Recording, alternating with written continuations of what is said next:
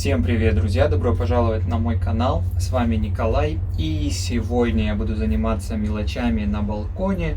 У меня всегда есть чем заняться, да, в плане растений. И я думаю, дай-ка, всегда же мне приятно работать под разговор, поэтому я думаю, обсужу с вами такую тему. Вы мне очень часто, друзья, пишете, что Николай, кстати, спасибо вам, вы такие щедрые на комплименты, на добрые слова. Вообще считаю, что нужно добрые слова всегда говорить, да, и нужно их в себе сдерживать. Плохие лучше сдерживать, да, а вот добрые, прям вот пусть они из вас рекой льются, не только в адрес меня, не хвалите меня, а вообще в целом по жизни. Я всегда так делаю, всегда всех хвалю. И так вот, вы меня часто хвалите, что Николай, у вас так симпатично, все у вас так все опрятно, у вас прям такой дизайн. На самом деле это все не так сложно иметь, и я могу с вами поделиться и хочу, конечно, опять-таки, да, на вкус и цвет. Кто-то смотрит мою коллекцию и говорит, боже мой, ужас какой, у него все белое, как в морге. Мне там писали однажды, да, такого плана. Но я вам поделюсь какими-то общими моментами, которые я использую для своей коллекции, и вы можете их применить на своей коллекции, немного их изменив или сделав так же, как делаю я.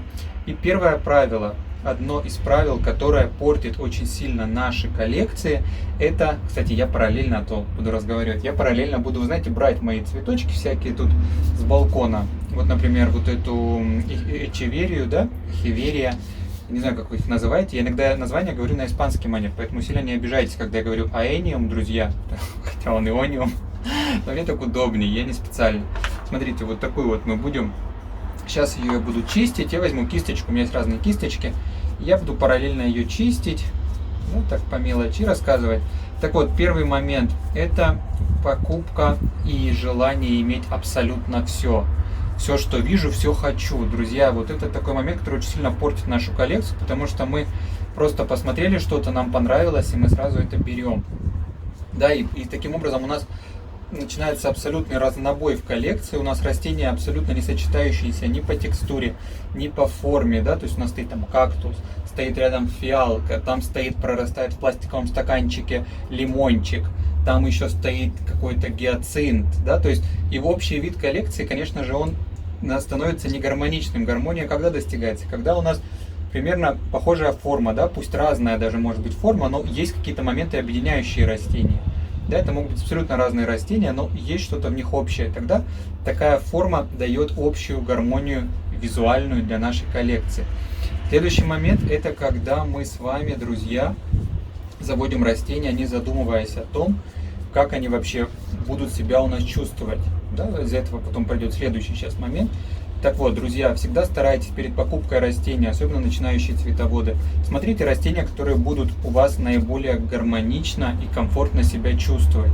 Если вы живете и у вас окна выходят на север, не заводите сильно солнцелюбивые растения. Например, у меня есть прекрасная подруга, которая недавно открыла канал, тоже зовут ее Надежда. Я вам оставлю ссылку на ее канал. Она начала увлекаться сансевериями, она актриса, она любит снимать видео в таком ролевом плане, она сама участвует, сама все монтирует, поэтому всем, кому интересно, можете также поддержать ее, она совсем начинающий блогер, оставлю ее имя в описании к видео. Так вот, у нее была такая проблема, да, что из-за того, она живет в Москве, нехватка солнца, и у нее все суккуленты вот такие вот, которые у меня растут прекрасно, жирно, они у нее начали вытягиваться, потому что стояли у окна, но света мало, да, поэтому растения начинают эстетически портиться, визуально они становятся некрасивыми, нездоровыми, да, у них начинаются проблемы, вы начинаете стрессовать, все начинают стрессовать. То есть, зачем вам личный стресс? Поэтому, если вы, конечно, такой борец по своей натуре, что вы готовы сутками держать включенные лампы, да, там постоянно что-то подстраивать, то, конечно, друзья, низкий вам поклон. Но все-таки даже для не самых освещенных помещений всегда можно найти варианты растений. Интернет вам в помощь, да, сейчас, к счастью, уже очень много всего, вы можете легко и запросто найти растения, похожие подходящие для ваших помещений, потом уже постепенно, может быть, экспериментировать с каким-то определенным растением, которое вам не рекомендует, вы можете провести эксперимент, пойдет, не пойдет, но сразу покупать все подряд, потому что понравилось, друзья, это вас, конечно, потом может подкосить ваше цветоводство. Да, смотрите, вот так вот мы ее протерли немножечко. Кого следующего возьмем? Давайте возьмем вот эту чудесную сансеверию Венди. Кстати, я вам еще должен сделать коллекцию растений на моем балконе. У этой, кстати, детки нет. Она почему-то такая решила не рожать. У меня есть еще 3, которые все с детками, вы знаете. Так вот, следующий момент, я их записал. Следующий момент, который я решил озвучить, это игнорирование общего состояния коллекции.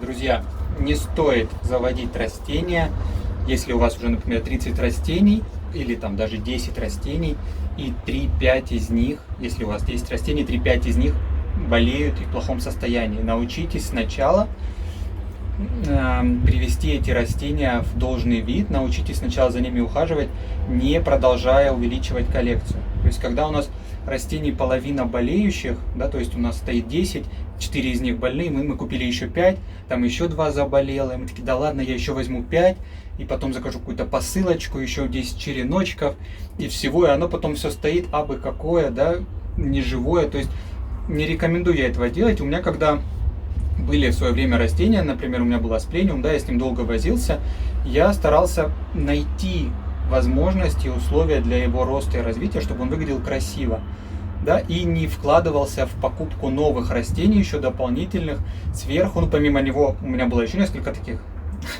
так сказать, ходящих по лезвию ножа растений, которые тоже не очень хорошо себя чувствовали, да, поэтому я одно время приостановил свою покупку растений, да, пока я не выходил все, что у меня было. Когда я уже почувствовал, что да, эти растения уже не требуют такого большого внимания, не требуют такого большого ухода, я теперь могу заняться другими растениями, да, тогда я начал брать еще дополнительно. То есть, чем больше у вас будет больных растений, тем больше этот снежный ком будет накапливаться, тем меньше вы будете успевать за их уходом, да, в целом. И в целом, опять-таки, коллекция будет не очень эстетично смотреться.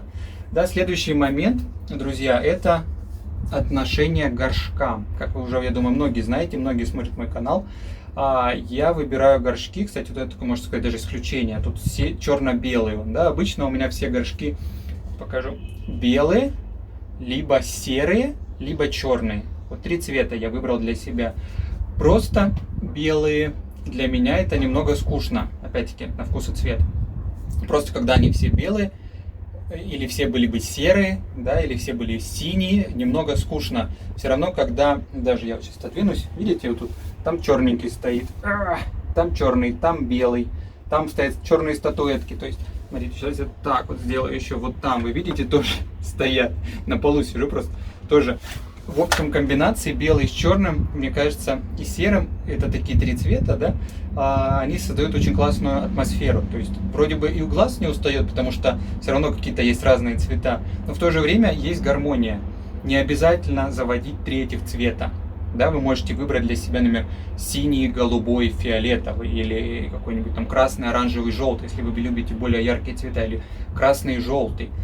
Один цвет для меня не очень. Когда их 2, уже есть какая-то игра цвета.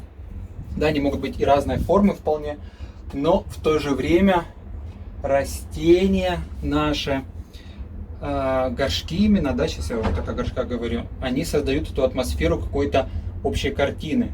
Да, ты смотришь, даже мне часто вы пишете, ой, у вас так все здорово, все горшочки так одного цвета, хотя они абсолютно разного стиля, но за счет того, что они вот этой комбинации цветов, кажется, что я прям их подбирал чуть ли не с математической точностью, кого в какой посадить. Да? Вот просто подберите для себя цвет. Например, чисто коричневые горшки тоже скучновато. Да? Вот пластиковые коричневые горшки, они как бы скучные. Я вообще не люблю коричневый цвет, не знаю, у меня он вызывает какие-то странные ассоциации. В целом, какие-то не мой цвет, не люблю коричневый ни в чем, ни в одежде, ни в чем. Да? Поэтому для меня этот цвет не очень. Но если вам нравится коричневый, то можно взять коричневый, белый и серый. Да, например, или коричневый, белый. Уже будет смотреться иначе.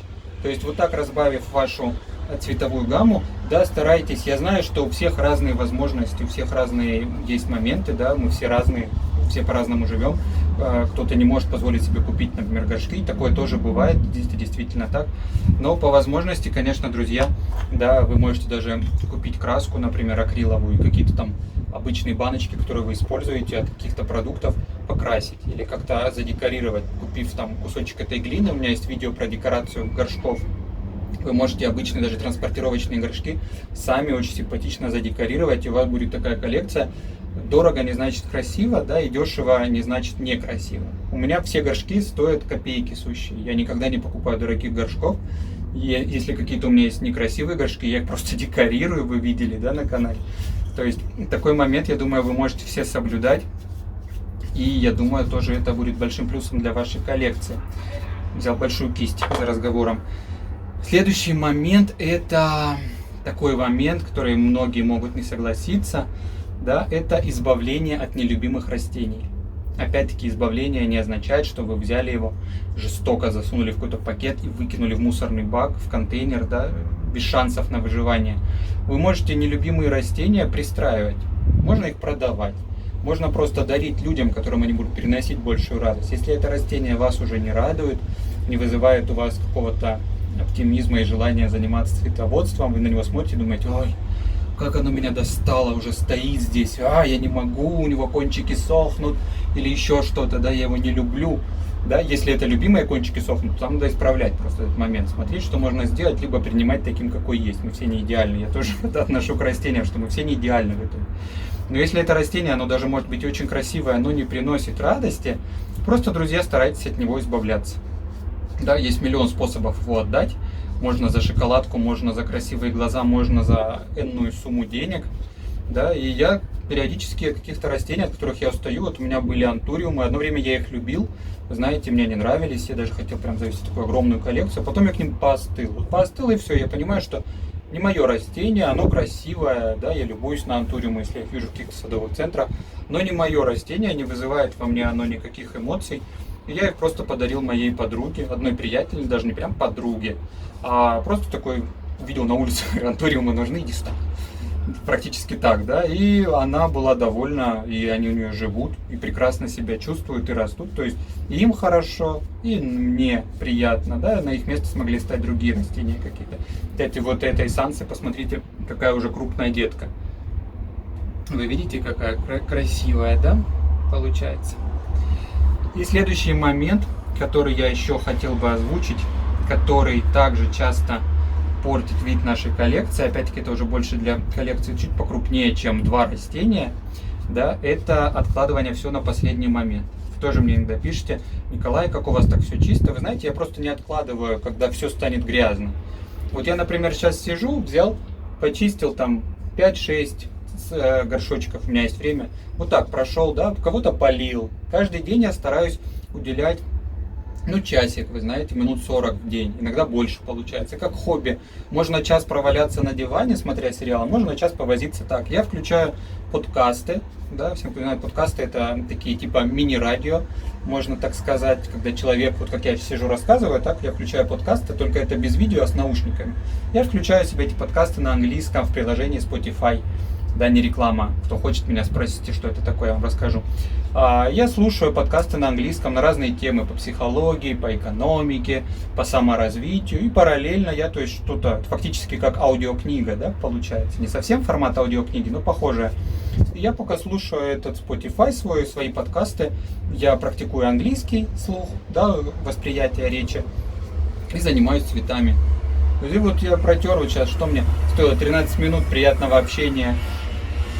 Сколько нас было? 3 или 4 мы обработали? 3. Но я еще парочку протру, вы знаете, когда закончу.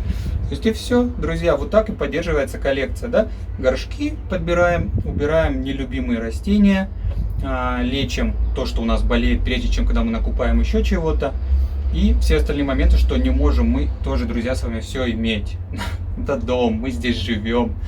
Хотя я вам покажу мой балкон. Я вот балкон, вы знаете, в итоге сдался. У меня тут стоял раньше стол, я его убрал, я сдался, я оставил его чисто балкон для растений. Потому что для меня это реально удовольствие, вот так вот выйти посидеть здесь, заниматься какими-то делами, послушать мои, опять-таки, подкасты эти, повозиться цветочками, подумать. Для меня это такое своеобразная медитация, своеобразное удовольствие. Поэтому такие советы небольшие вам. Будете каким-то следовать, и будет ваша коллекция красивая, прекрасная и здоровая. Спасибо, что были со мной. До новых встреч, друзья. Увидимся на моем канале. Пока-пока.